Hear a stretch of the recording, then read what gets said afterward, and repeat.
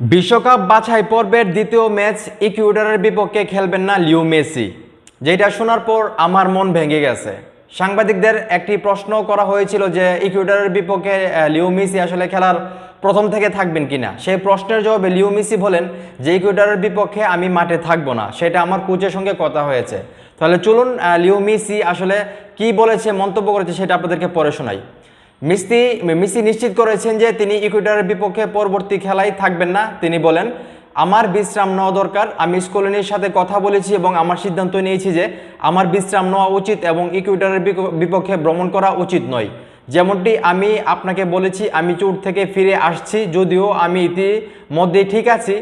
আমাকে ভ্রমণ এবং আরেকটি ম্যাচ খেলতে না দেওয়াই পছন্দ করছি। আমাকে ভালোভাবে বিশ্রাম নিতে হবে এবং যা আসছে তার জন্য সঠিকভাবে প্রস্তুতি নিতে হবে। মানে আমরা সবাই জানি কিছুদিন আগে মেসি ইনজুরিতে পড়েছিলেন। ইনজুরি কাটিয়ে উনি ইন্টার মিয়ামিতে 2টা ম্যাচও খেলেছেন এবং দেশের হয়ে আজকে নিজের দেশের মাটিতে শেষ ম্যাচটা খেলে ফেললেন, যার কারণে উনি বিশ্রাম নিতে চাচ্ছেন এবং নিজেকে একটু সময় দিতে চাচ্ছেন। 2026 বিশ্বকাপকে সামনে রেখে উনি আসলে কোনো রিস্ক নিতে চাচ্ছেন না। আমরা যতটুকু জানি উনি চাচ্ছেন নিজেকে ফিট রাখার জন্য। তো ইকুয়েডরের বিপক্ষে মেসি খেলবে না, এই বিষয়টাকে আপনারা কীভাবে দেখতেছেন? সেটাকে আপনাদের কাছে ভালো লাগতেছে না খারাপ লাগতেছে, সেটা অবশ্যই কমেন্ট করে জানাবেন এবং ভিডিওটা ভালো লাগলে অবশ্যই শেয়ার করবেন।